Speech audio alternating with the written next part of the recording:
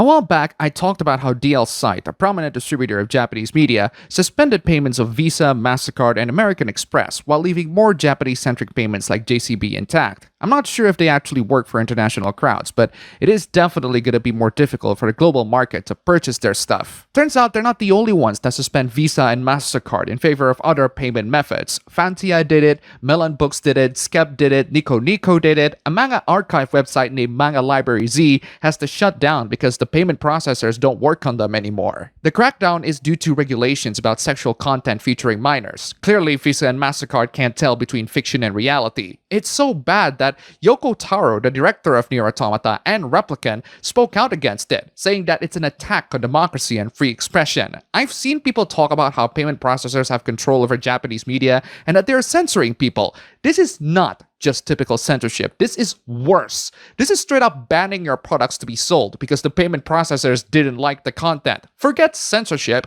you can't even buy the products unless you use Japanese-centric methods. This is where decentralized currencies like crypto coins would have reigned supreme, if only they weren't used to scam people left and right. Hopefully the alternative payment method works okay for international buyers. Failing that, sail the seas, I guess. I'm starting to hate the international treatment towards Japanese media. Record of Lodoss War is a fantasy novel franchise that was based on an actual D&D session, turned into a story. It's a media franchise that started off with novels and then adapted to anime, manga, and video games, including the game Deedlit in Wonder Labyrinth, a Metroidvania game focusing on the high elf character Deedlit. I'm talking about it because ESRB made some really odd changes to the cover of the Switch version of the game. The game was out in 2021 and it featured Deedlit, and I assume is another elf. I haven't played the game, so I don't know why they decided to change the cover 3 years later of all times. Regardless, the updated cover now has the female elf in the background having less of her cleavage shown. It genuinely boggles my mind that they made this change 3 years later. No one has had any problems with it for 3 years, and then suddenly it's an issue now? Is the ESRB paying attention to anything? Did this cover just slip the radar? I just hope things like this don't happen again in other Japanese games, or Japanese media in general. So let's move on from Japanese media and start talking about internet streaming media. I find this mindset very troubling. If you're a content creator who makes content for fun or stream for fun, you're on the right track to be able to make money out of that content. But if you went into content creation thinking about making money early on, you're not gonna survive. This creator suggested that 5 viewers aren't gonna pay rent or groceries. While that is true, you should not go into streaming expecting money to come right away. You have to do it out of passion first. Otherwise, you're not gonna be passionate enough to make content, and thus the quality will suffer because you have no passion. And no, it's not toxic positivity. It's encouraging to know that there are 5 people that gave a damn about what you're streaming. It's only toxic if it's about money. Yes, 5 viewers aren't going to give you lots of money, but they are a great first step to that threshold where you can finally make good money out of making internet content. 5 people is a lot, but it's not enough to make a career out of. True, but you should not go into streaming expecting a career out of it either. There are still many more that do it to make a career. If you're just starting and that's your mindset,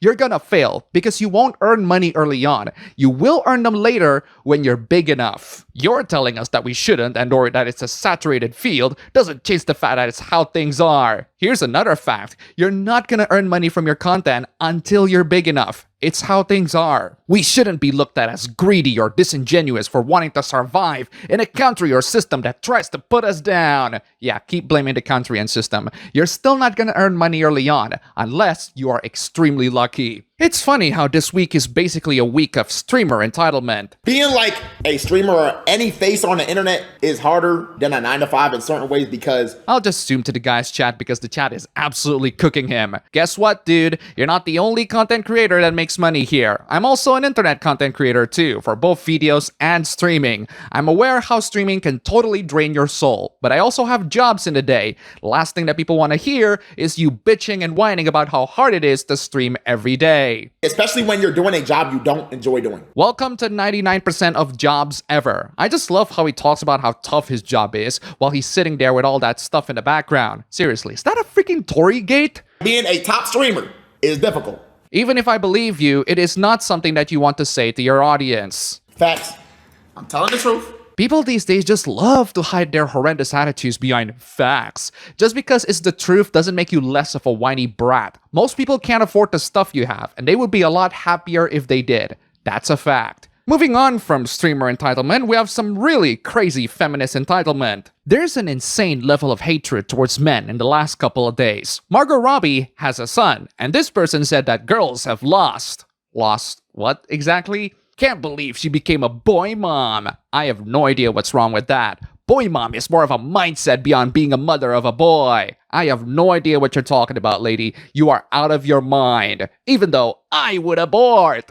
I'm sorry, what? Look, I have no stakes in the abortion debate, but I find casually remarking that you would abort a baby is downright psychopathic. Especially when the only reason is that they're a boy. What is wrong with you, woman? It's simply not fair that a male gets to grow and say his mother is Barbie. That's not really a flex, but saying that Margot Robbie is your mother is more of a flex. He's not gonna appreciate that in a way a girl would. You still haven't explained how he's gonna appreciate being the boy of a mother, and also why you would just casually abort a fetus for being a boy. Jeez, Western women are getting crazier since the election results. And what better way to highlight the craziness of Western women than their insane actions of wanting to go their own way? The election has made some Western women truly insane. Ladies, we need to start considering the 4B movement. What the hell is 4B? Is that a missing Yorha unit? The proposals consist of no marriage, no childbirth, no dating men, and no sex with men. Basically, women want to go their own way, which is a commendable feat if you ladies are willing to commit to it, but I'm pretty sure these are things that most of you straight ladies are gonna completely abandon in,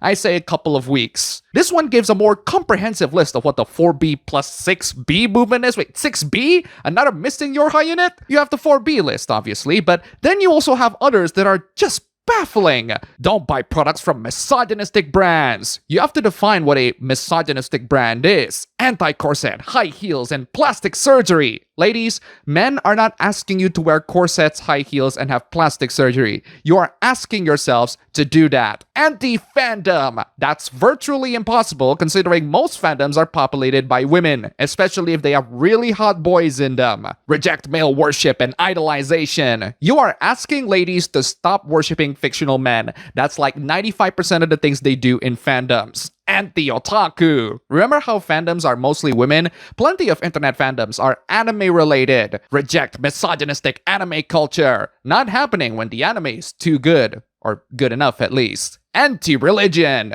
Okay, atheist. The election results have gone people truly insane. This person thinks that women should stop sleeping with men. I heard that Trump would make people have harder access to birth control or morning after pills, but I'm not talking about the policies here. I'm talking about the straight up hostility towards men. I feel bad for this kid right here. He didn't really do anything, but he got the blame anyway because all men are evil, right? For the sake of women, it's got to happen.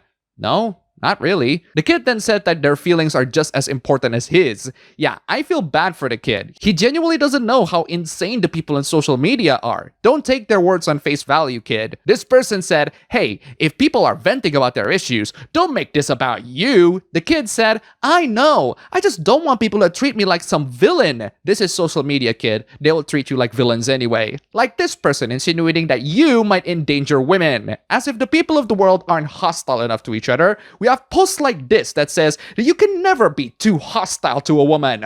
What the hell is this? Destroying a woman's ego? Don't compliment her looks and make her wonder why you don't see it as a big deal. Well, that is one way to destroy her ego. Don't seek her validation. That is, unless you care for her or love her. Never ask for commitment. I guess it'll be just one night stands all the time. Prioritize your goals above her. I agree, unless your goal is her. Dress very nicely when you go out with her to take the attention away from her to yourself. Yeah, that won't work with just a fashion buddy. Look at other women. Yeah, do this if you want to destroy your relationship. Never get jealous about other men around her. This sounds like something you say to someone to let their guard down so you can steal their women. In fact, I'm pretty sure that's exactly what this list is. Never argue with her or get emotional. You have never spoken to a woman in your entire life if you think that you can just not argue with them or not get emotional with them. Women have ways to get under the skin of men. This is a general warning to all men out there to never underestimate them or think that they're weak or inferior. That is how they get your ass. Never show your insecurity. This whole post reeks of insecurity. You shouldn't give a damn about what a woman thinks about you. This whole post is all about giving a damn what women thinks about you. Be random. Why? I thought you want to destroy their ego. Being random makes you more interesting. Never be too quick to have sex. Yeah, because if you show that, then other guys will steal her from you. Relationships are a lot of work, and sometimes flexing that relationship to the world, or even a lack thereof, is a surefire way to get you laughed at. This is a pathetic 4chan post. This Anon is playing Deadlock. I'm not sure if he's talking about that new hero shooter game that Valve made, or the Valorant character Deadlock. Regardless, Anon died, and a teammate gets mad and said, "I bet you also suck in real life too. I bet you work minimum wage with no girlfriend." It's a bit harsh. Anon responded, "I bet you never touched a woman." The person on the other end responded by calling his girl, bringing her to the mic, and having the guy touch her until she moaned. Whew, they got you there, Anon. How are you gonna respond to that? I don't know about you guys, but I personally wouldn't want to finger my girlfriend until she moaned within the hearing distance of someone else, just to prove that I am better than them, or to prove my girlfriend's existence. It's not as much of a flex as you think it is. That person could have been a hooker that he hired, for all you know. Anon cries like a little bitch because honestly, you are, Anon. That guy is actually more of an insecure loser than you, and his girl is a slut who's willing to be fingered within the hearing distance of a stranger. And yet here you are crying because you're an incel. Trust me, incels, being in a relationship is a lot of work, and if you don't want to make it work, you're gonna crash and burn. Also, I personally would have responded with, "Wow, her moaning sounds make me really horny. You should start an OnlyFans so that other guys can see her naked too." Speaking of relationships,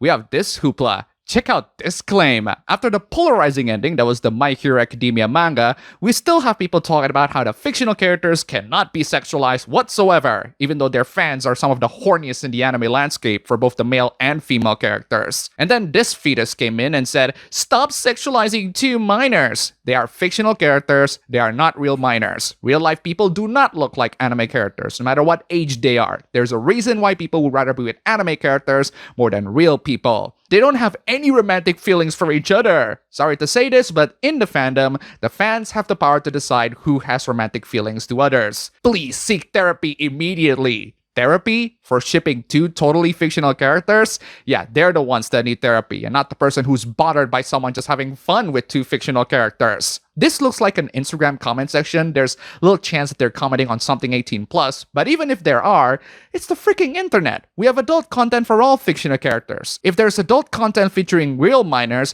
that's where you should report to the police, and not make public callouts to get attention. Jeez, let's move on from the fractured gender relations into video games and content creators again. I don't know where this came from. This person said that AVGN's hateful rhetoric and crude language are responsible for corrupting a generation of young people. I have no idea where the hateful rhetoric comes from. While AVGN is definitely crude to a lot of things, it's never a bigoted kind of angry, which is amazing considering how 2000s internet are rife with that sort of stuff. And you're not gonna get any consequences doing that. The fact that AVGN doesn't resort to using bigoted slurs in his early years is actually quite commendable. Same goes to Nostalgia Critic. And then this person showed a screenshot of James not wanting to review the 2016 Ghostbusters movie. Man, that's one of my peak YouTuber years talking about that stupidity. And that all-female Ghostbusters movie was boring. Not even cringe bad, just boring bad. James apparently contributed to that chud culture around movies.